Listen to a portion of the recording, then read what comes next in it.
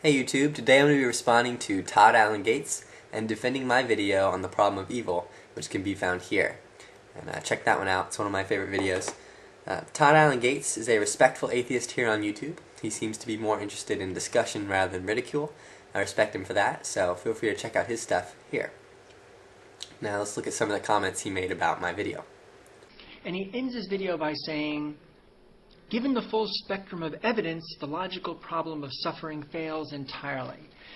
Now, as long as we interpret the word evidence to mean my interpretation of what's in my holy book is what's really true about the world, then I would agree with Epidemic 2020, at least in the sense that he can more or less explain why there's suffering from a Christian perspective. I do think that the logical problem of evil fails entirely, but not exactly for the reasons that he presents in his video.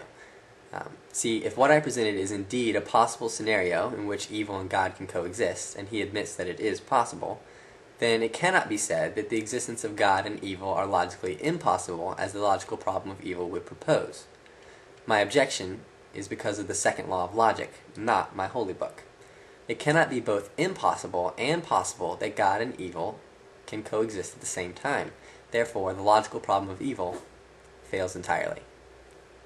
Now, I think that he actually advocates the evidential problem of evil because he talks about the odds or probability a lot.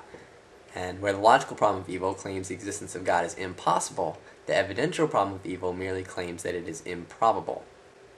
Now, it's widely accepted among philosophers that the logical problem of evil is incapable of concluding that God cannot exist. So I think we should be able to both agree that evil and God are not logically incompatible. And in admitting that, we'd also be conceding that the logical problem of evil doesn't work. So now let's move on to the evidential problem of evil, which deals specifically with the odds or probability that God and evil and suffering could exist together. So let's see what else he has to say. These answers can't make sense out of why modern animals, like gazelles, will almost invariably die through the terrifying means of being eaten alive. Under your own worldview, a lion eating a gazelle in the wild is morally neutral. Is it not special pleading to say that if God exists, it's now somehow evil?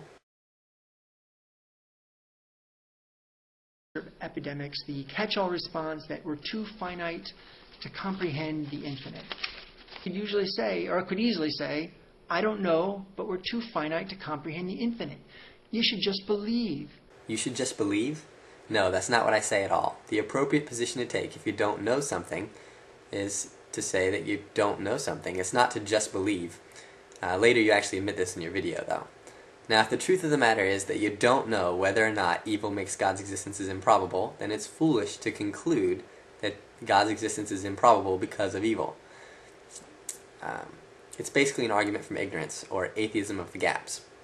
If you don't know, the logical conclusion is that you don't know. Therefore, when the evidential problem of evil attempts to make the claim that God's existence is improbable, it inevitably fails to justify this conclusion. Now, to recap, the logical problem of evil does not show that God's existence is impossible, and the evidential problem of evil does not show that God's existence is improbable.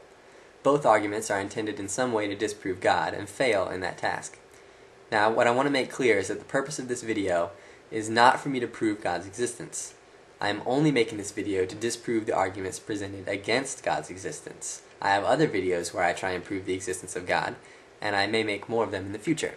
I'll let Todd wrap this one up for us with his words of wisdom.